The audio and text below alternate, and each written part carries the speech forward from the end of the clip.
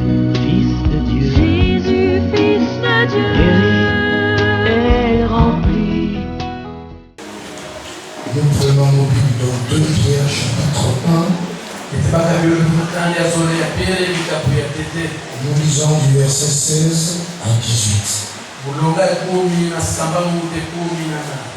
J'ai bien dit 2 Pierre chapitre 1 verset 16 à 18. Lisons au nom glorieux de notre Seigneur Jésus. Ce n'est pas en effet en suivant des fables habilement conçues que nous avons fait connaître la puissance et l'avènement de notre Seigneur Jésus-Christ.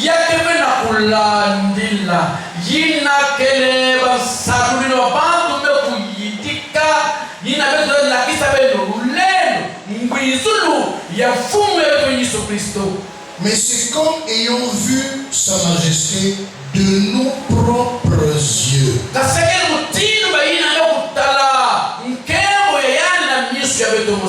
Car il a reçu de Dieu le Père honneur et gloire. Quand la gloire magnifique lui fit entendre une voix qui disait: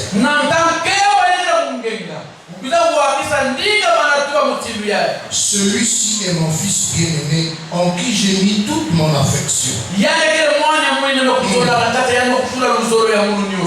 Et nous avons entendu cette voix. Cette voix venant du ciel, lorsque nous étions avec lui sur la montagne sainte. Verset 19. Et nous tenons d'autant plus certaine la parole prophétique à laquelle vous faites bien de prêter attention.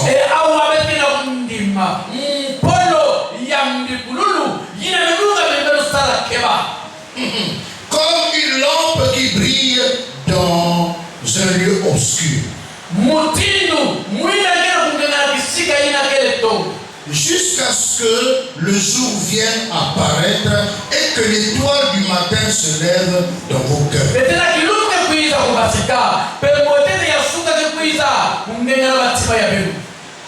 Bien-aimé, le Seigneur nous dit que l'apôtre Pierre a quelquefois des choses difficiles qu'il explique. C'est l'apôtre Pierre. Pierre avait des choses difficiles à expliquer.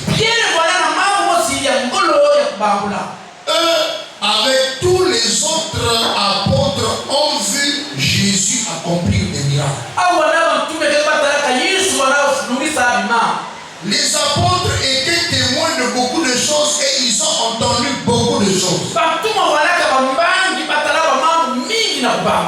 Avant d'être des témoins oculaires du Seigneur, bien aimés, ils ont vécu beaucoup de choses avec le Seigneur.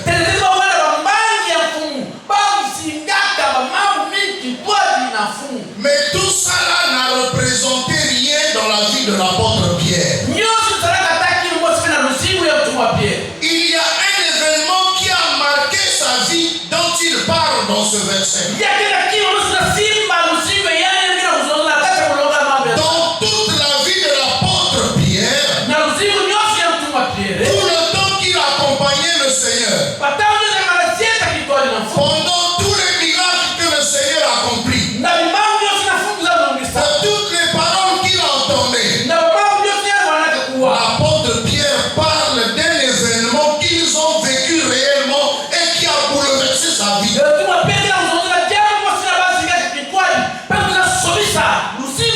Cet événement à travers lequel une nuée lumineuse sur la montagne sainte a fait entendre une parole prophétique. Et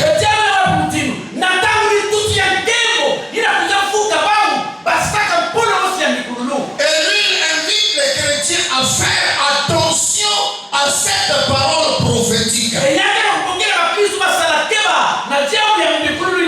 Parce que lui-même, Pierre, a été marqué par cette parole prophétique. Jamais depuis qu'il est né,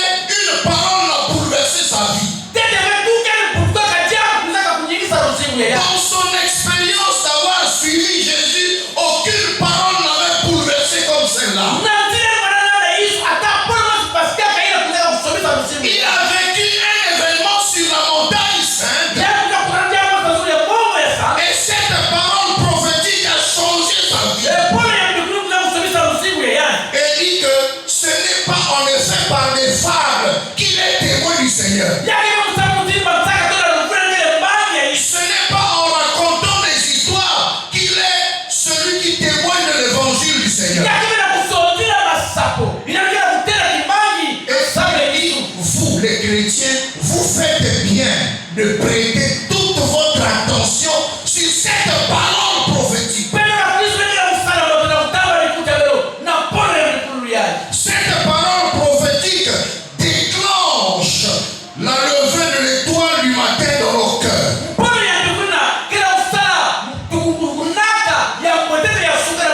Et sans tarder, vous et moi, nous allons regarder quel est cet événement qui avait bousculé la vie de Pierre. Et cet événement qui a attiré son regard pour que sa vie change. Bien aimé, c'est les choses qu'ils ont vues et entendues. Sans plus tarder, nous allons prendre Matthieu 17. Et nous avons toujours lu le récit de la transfiguration sans pour autant prêter attention à ce récit. Nous sommes dans Matthieu chapitre 17. Nous allons lire du verset 1 à 8. 6 jours après, Jésus prit avec lui Pierre, Jacques et Jean son frère, et il les conduisit à l'écart sur une haute montagne.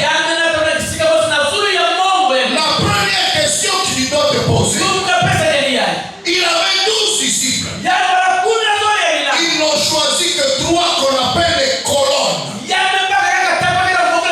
Il les amène sur une haute montagne. Ce n'est pas une aventure. Ce n'est pas pour faire n'importe quoi. Mais c'était pour quelque chose. C'était pour un événement particulier. Donc Pierre parle dans son deuxième. Écoute le récit bien. Il fut transfiguré devant eux.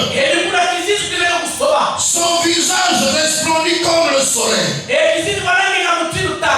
ses vêtements devinrent blancs comme la lumière. Et voici Moïse et Élie leur apparurent s'entretenant avec lui. Pierre, prenant la parole, dit à Jésus, Seigneur, il est bon que nous soyons ici si tu le veux. Je dresserai ici 3 tentes. Une pour toi, une pour Moïse, une pour Élie. Comme il parlait encore, une nuée lumineuse les couvrit. Et une voix fit entendre de la nuée ces paroles. Voilà la parole prophétique. Celui-ci est mon fils bien-aimé, en qui j'ai mis toute mon affection. Écoutez-le. Lorsqu'ils entendirent cette voix, les disciples tombèrent sur leurs faces et furent saisis d'une grande frayeur. Mais Jésus s'approchant, les toucha et dit, levez-vous, n'ayez pas peur. Ils levèrent les yeux et ne virent que Jésus seul. Bien-aimés, voilà cet événement qui s'est passé sur la montagne sainte. Donc Pierre dit que ce n'est pas par des fables habilement conçues. Nous avons été témoins de quelque chose. Nous avons découvert Jésus dans une autre dimension. Et à Makamba Masorote, nous avons sincèrement vu la gloire de Dieu. Est-ce que vous vous rappelez dans Jean 14, le verset 7 à 9, il y a un disciple comme Pierre qui s'était permis de poser une question. Jean 14, 7 à 9, avant qu'on revienne. Si vous me connaissiez, vous connaîtrez aussi mon Père. Et dès maintenant, vous le connaissez et vous l'avez vu. Philippe lui dit, Seigneur, montre-nous le Père et cela nous suffit. C'est-à-dire que pour attirer l'attention des apôtres, pour marquer leur attention sur toutes les paroles que déclarait le Seigneur, bien qu'ils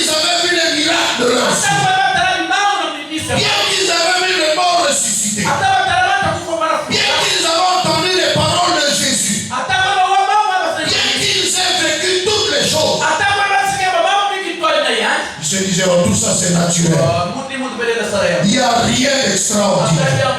Nous voulons voir quelque chose d'extraordinaire. Quelque chose qui va marquer notre vie comme une encre indélébile pour être vraiment des témoins oculaires. Donc, même les apôtres à cette époque se permettaient de dire à Jésus, montre-nous le Père, cela nous suffit. Toi, Jésus, on te voit avec ta barbe, tu es dans le nom. Tous les miracles que tu fais, c'est naturel. Toutes les paroles que tu déclares, c'est naturel. Nous voulons vivre le surnaturel. Nous voulons voir l'invisible. Nous voulons voir quelque chose d'extraordinaire. Là, ils croyaient que Jésus n'avait pas retenu. Mais bien aimé, Jésus avait retenu cela. Et 6 jours avant qu'il puisse être glorifié, 6 jours après qu'il ait annoncé sa mort certaine, après qu'il ait annoncé ses souffrances, le Seigneur dit, le moment est venu de marquer la vie de ses apôtres. Vous qui ne me connaissez pas dans ma réelle dimension, vous qui ne me connaissez pas dans ma spiritualité, vous me prenez pour un simple juif, vous prenez mon affaire comme des aventures. Venez avec moi. Il prend avec lui 3 apôtres. Ils sont allés sur la Sainte Montagne. Et là, pendant qu'il est en prière, 2 personnages apparaissent. Pas n'importe lesquels. Je me suis même posé la question. Comment les Pierre, Jacques et Jean, qui n'ont pas vécu les siècles de Moïse et Élie, comment les ont-ils reconnus? Bien-aimé, Jésus est en prière. Et tout à coup, il fut transfiguré. Il voulait faire une autre démonstration. Bien-aimé, fais attention à ce Dieu. Toi qui prends cette affaire pour une aventure, écoute le récit. Pendant que Jésus en prière, Moïse et Élie apparaissent. Et Jésus fut transfiguré. 2 personnages étonnants apparaissent. 2 personnages qui vécurent il y a des siècles avant. Cela est étonnant, bien aimé. Et ce n'est pas n'importe quel personnage. Retenez que de ces 2 personnes, ce sont les seuls que Dieu a utilisés dans son ministère, mais qui ne sont pas enterrés comme des simples hommes. Et écoute bien, ces 2 personnages qui apparaissent ne furent pas enterrés comme on enterre les hommes. Nous prenons Deutéronome 34, versets 5 à 7. Prends ta Bible dans Deutéronome, chapitre 34, versets 5 à 7. Nous lisons ce qui suit. Moïse, serviteur de l'Éternel, mourut là, dans le pays de Moab, selon l'ordre de l'Éternel. Et l'Éternel l'enterra dans la vallée. Ce n'est pas un homme qui l'a enterré. Personne ne connaît son sépulcre jusqu'aujourd'hui. Et l'Éternel l'enterra dans la vallée, au pays de Moab, vis-à-vis de Beth-Aven. Personne n'a jamais connu son sépulcre jusqu'à ce jour. Moïse était âgé de 120 ans lorsqu'il mourut. Sa vue n'était point affaiblie et sa vigueur n'était point passée. Voilà le premier personnage qui apparaît et que les pierres ont vu de leurs propres yeux pour attirer leur regard. Bien aimé, c'était nos coutumes comme on l'a vu. Aux disciples de poser au Seigneur la question, montre-nous l'extraordinaire. extraordinaire. Nous voulons que nos yeux voient quelque chose d'extraordinaire. Pour que nous soyons totalement engagés à ton œuvre. Nous avons abandonné nos femmes. Nous avons abandonné nos travaux. Nous avons abandonné nos enfants. Mais qu'est-ce qui est le palpable, le surnaturel? Nous voulons être déterminés dans cette œuvre. Montre-nous le Père sera nous suffisant. Bien-aimé ce jour-là, pendant que Jésus est en prière, deux personnages apparaissent. Et pas n'importe quel personnage. Et la Bible déclare Moïse est apparu. Et je réitère ma question. Je n'ai jamais eu de réponse jusqu'aujourd'hui. Pourquoi et comment les apôtres ont reconnu Moïse qui a vécu des siècles avant?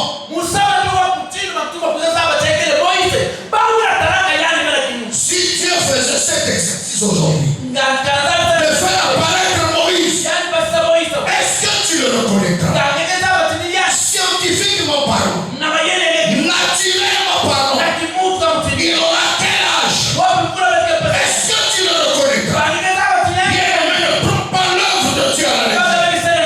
Ne t'amuse pas avec Dieu. C'est pour ça que Pierre dit, les choses que nous avons vues et entendues, ce n'est pas par des femmes conçues habilement par des hommes. Mais nous étions témoins de vraies choses. Ne t'amuse pas avec l'œuvre de Dieu. Prends l'œuvre de Dieu au sérieux. Alléluia. Moïse est apparu. Et la Bible dit que Moïse symbolise la loi. Comprends bien. Toute la loi symbolise la personne de Moïse. Un autre personnage est apparu. Et c'est Élie. Nous prenons 2 Rois chapitre 2. Tu vas comprendre que Élie n'a pas été enterré comme un simple homme aussi. Alléluia. Dans 2 Rois chapitre 2, nous lisons le verset 10 à 12. Qu'est-ce qui s'est passé? Comment Élie a quitté la terre des vivants? Élie dit, tu demandes une chose difficile. Mais si tu me vois pendant que je serai enlevé avec toi, cela t'arrivera. Ainsi, sinon, cela ne t'arrivera pas. Comme il continue à marcher en parlant, voici un char de feu. Et les chevaux de feu les séparent l'un de l'autre.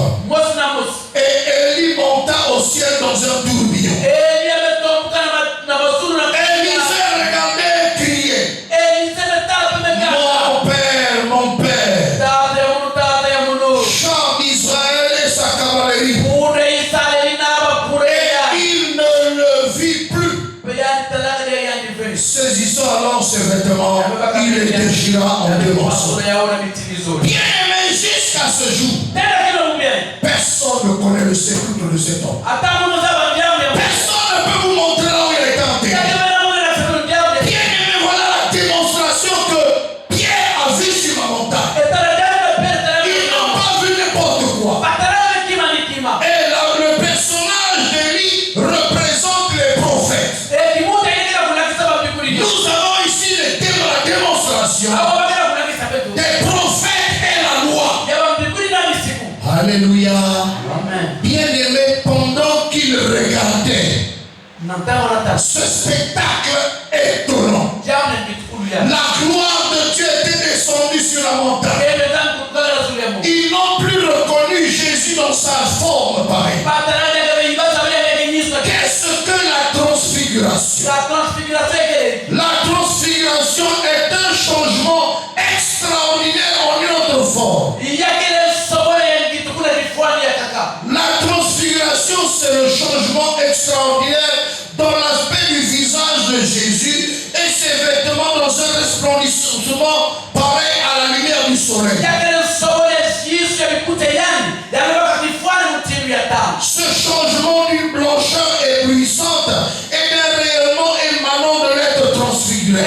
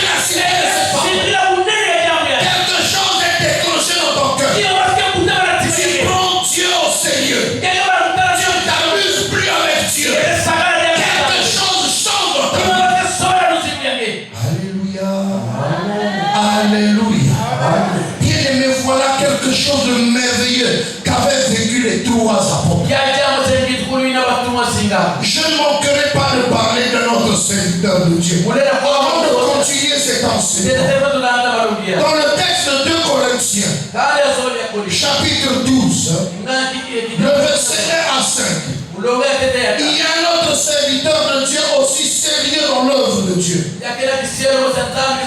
qui nous relate un fait. Bien-aimé, est-ce que tu te rappelles que lorsque Moïse voulut prendre les choses de Dieu au sérieux, il a dit à Dieu, fais-moi voir ta face. Dieu lui a répondu, personne n'est vivant ne peut voir ma face. Et Moïse avait cherché à voir la face de Dieu. Dieu a dit, tu ne peux pas me regarder pendant que tu es vivant. Tu ne peux pas voir ma face et vivre. Mais il a plu à l'Éternel notre Dieu, notre glorieux Seigneur Jésus, de montrer quelque chose à ses serviteurs. Je vais lire ce texte. Voilà quel privilège l'apôtre Paul a eu. Il dit, il faut se glorifier. Ce n'est pas bon. Je viendrai néanmoins à des visions et à des révélations du Seigneur. Je connais un homme en Christ qui fut il y a 14 ans ravi jusqu'au 3e siècle. Si ce fut dans son corps, je le sais. Si ce fut hors de son corps, je le sais. Dieu le sait. Et je sais que cet homme, si ce fut dans son corps, ou sans son corps, je le sais. Dieu le sait. Fut enlevé dans le paradis pendant qu'il était vivant. Suivez bien. Il s'agit de lui-même, l'apôtre Paul. Fut enlevé dans le paradis. Et qu'il entendit des paroles ineffables. Des paroles qui ont bouleversé sa vie. Des paroles qui ont changé sa vie. Des paroles qu'aucun homme ne peut entendre. Des paroles extraordinaires. Des paroles qui ont rendu vrai son témoignage. Bien, mais je veux le lire pour toi. Écoute cela. Je me glorifierai. Fut enlevé et qu'il entendit les paroles qu'il n'est pas permis à un homme d'exprimer. Je me glorifierai le terreau. Mais de moi-même, je ne le glorifie rien. Sinon de mes infimités. Et pour qu'il ne soit pas offert d'orgueil, à cause de ces révélations, toi qui t'amuses avec les révélations, toi qui parles de révélations, Dieu est obligé, à cause de ce privilège, à cause de ces paroles qu'il a entendues. Et Paul dit que ce n'est pas permis à un homme de l'exprimer. C'est des paroles terribles. Cette parole prophétique, quand tu l'entends de tes oreilles, cela change ta vie. Cela déclenche quelque chose dans ton cœur. Et Dieu est obligé de lui imposer une écharpe pour qu'il ne soit pas enflé d'orgueil. Parce qu'il a entendu des paroles extraordinaires. Il n'a pas vu les choses de cette terre. Ça ne se passe pas ici. Dieu l'a mené jusqu'au paradis, jusqu'au 3e siècle, pour écouter les paroles ineffables. Nous parlons de la parole prophétique. Bien-aimé, ne prends pas Dieu à l'aventure. Ne prends pas Dieu à l'aventure. Prends Dieu au sérieux dans ta vie. Et certaines personnes qui en parlent, ils peuvent être les hommes comme toi, comme Pierre, comme Jacques, comme Jean, comme l'apôtre Paul. Ne t'aventure pas. Ne les prends pas pour n'importe qui. Ce ne sont pas les théories qui le racontent, mais ils ont écouté quelque chose. Mais toi, prête simplement attention à la parole de Dieu, pour que soit déclenché dans ton cœur l'étoile du matin. Bien, mais lorsque tu prêtes attention à cela, lorsque tu étudies ces choses, quelque chose naît dans ton cœur. L'étoile brillante du matin, qui n'est autre que la personne de Jésus-Christ, il prend naissance dans ton cœur. Et là, bien aimé, tu yeux s'ouvrent, lorsque le jour paraîtra, quelque chose va changer dans ta vie. Toi aussi, tu revêtiras un corps glorieux. Ton corps va changer. Tu seras une autre personne. Et la Bible déclare que dans l'avenir, tu verras Dieu tel qu'il est. Dans tes yeux, tu verras le Seigneur. Alléluia. Bien-aimé, lorsque Pierre a compris ces choses, pendant qu'il s'est prosterné, là nous revenons dans la transfiguration, une nuée lumineuse les a couverts. Et une parole prophétique a été libérée. Bien-aimé, tu sais qu'est-ce que c'est qu'une prophétie?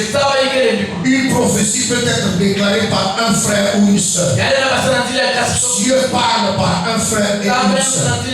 Mais cette parole prophétique n'a pas été déclarée par un homme. C'est Dieu lui-même qui a fait entendre.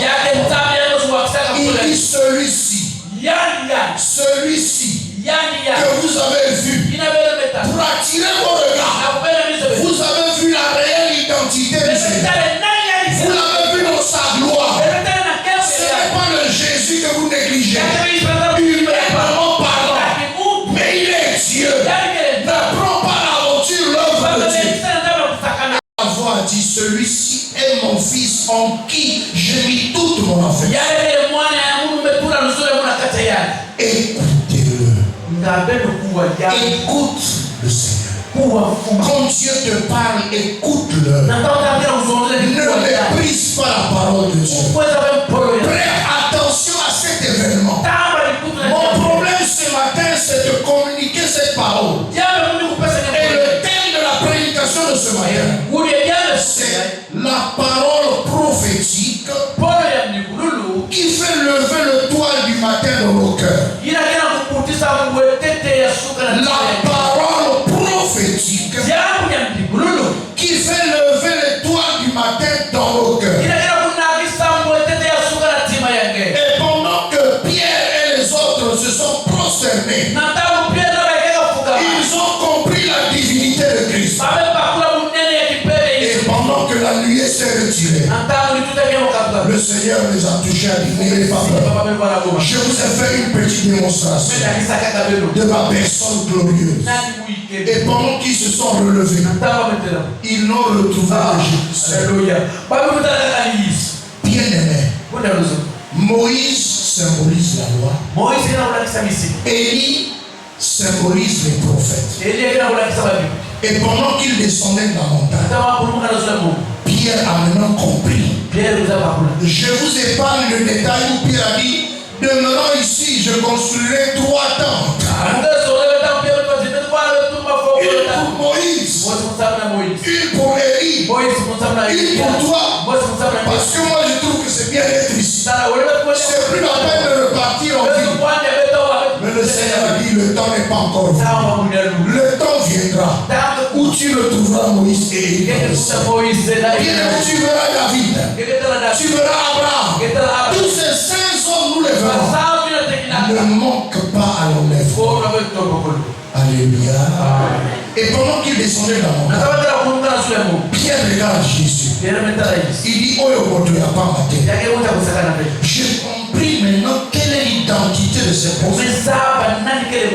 J'ai découvert que Jésus, c'est la divinité.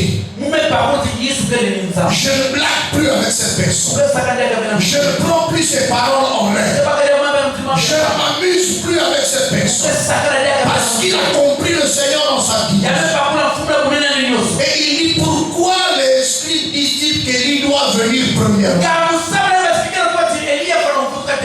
Le Seigneur va leur dire, Élie est déjà revenu, ils n'ont pas reconnu.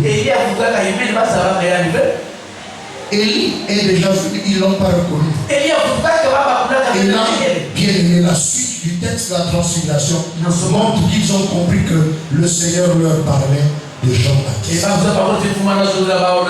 Jean-Baptiste était la manifestation physique de l'Esprit de Dieu. Je voudrais maintenant parler à toi et moi qui sommes enfants de Dieu, sauvés par la grâce. Que la grâce ne soit pas un prétexte pour toi et moi de vivre dans le péché. Dans le texte de Matthieu chapitre 11, voilà ce que le Seigneur a dit. Cet événement a marqué l'ouverture d'une parenthèse qu'on appelle la grâce.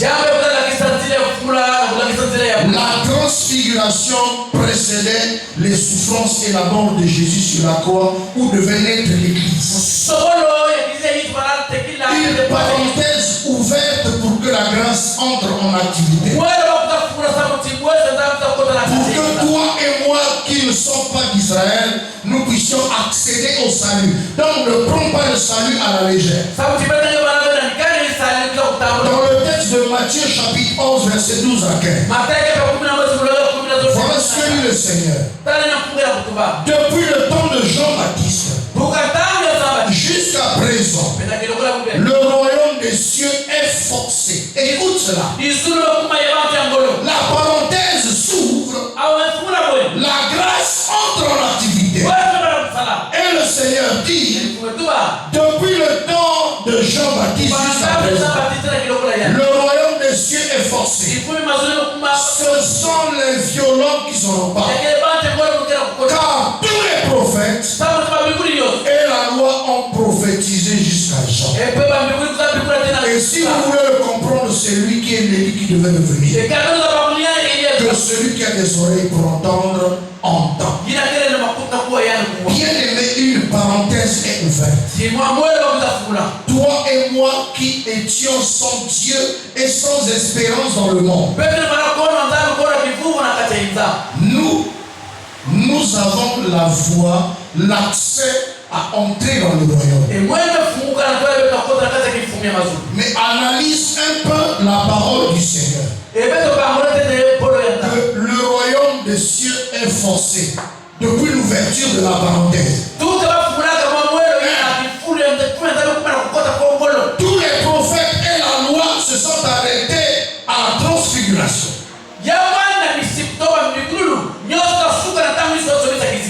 Et tous les prophètes de l'Ancien Testament ne peuvent qu'être d'Israël, pas les nations. Jamais les nations. Tu ne pouvais pas être des prophètes de l'Ancien Testament sans avoir été d'Israël. Et aujourd'hui, il y a des prophètes qu'on assimile à des prophètes majeurs, à des grands prophètes qu'on ne veut pas aligner dans Éphésiens 4, alors que nous, les nations, nous sommes dans Éphésiens 4.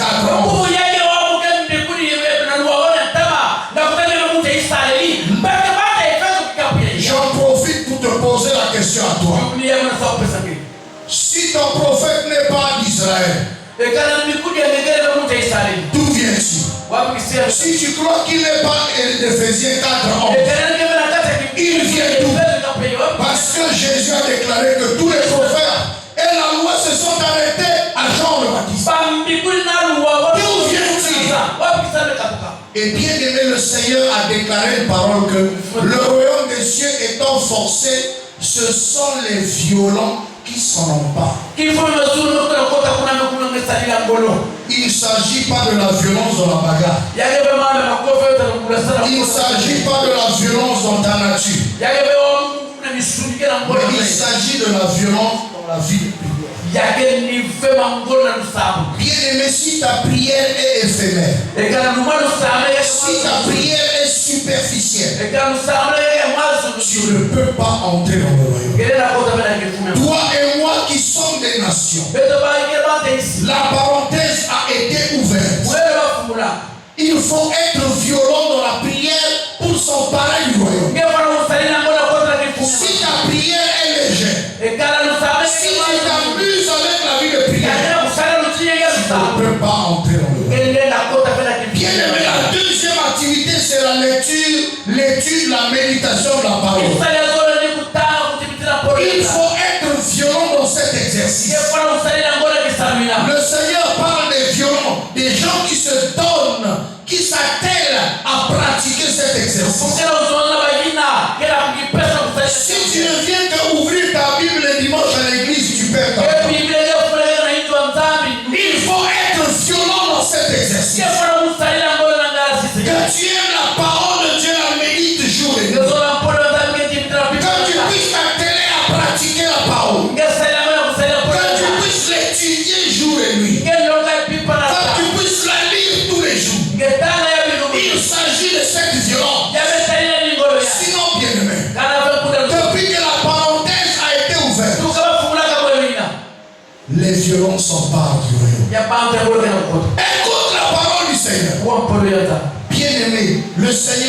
Jean-Baptiste est lui l'ennemi qui devait devenir. La parenthèse de la grâce est ouverte. Le Seigneur a dit les violents ne sont pas violents. Es-tu violent dans ces exercices? Et le dernier exercice dans lequel il faut manifester sa violence, c'est la sainteté. Il y en a trois: la prière, la méditation de la parole et la sainteté. Bien aimé, il y a quelque chose qui doit partir de ta vie. Tu dois t'appliquer la discipline pour traiter durement ton corps. Il y a des choses que tu dois abandonner. C'est cette violence. Il y a des distractions que tu dois abandonner. Il y a des péchés que tu dois abandonner pour marcher dans la sainteté. Il s'agit de cette violence. Attention, bien-aimé. Le royaume des cieux étant forcé, il y a un temps où la parenthèse commence à se fermer. La grâce prendra fin. C'est fini. Et quand est-ce que la grâce prendra fin? Bien-aimé, la parenthèse de la grâce va bientôt se fermer. Avant que cette parenthèse se ferme, l'église sera enlevée. Les violents qui sont part du royaume seront enlevés. Ils vont échapper du jugement. Bien-aimé, ne manque pas l'enlèvement. Prends ta vie spirituelle au sérieux. Crains Dieu. Bien-aimé, crains Dieu. Relis la transfiguration. Vois cet événement qui a marqué la vie de Pierre. Et essaie de méditer ces paroles. Quelque chose va se passer dans ton cœur. Tu prendras l'œuvre de Dieu aussi. Ta marche spirituelle va changer. Et l'étoile brillante du matin mettra dans ton cœur. Que Dieu vous bénisse.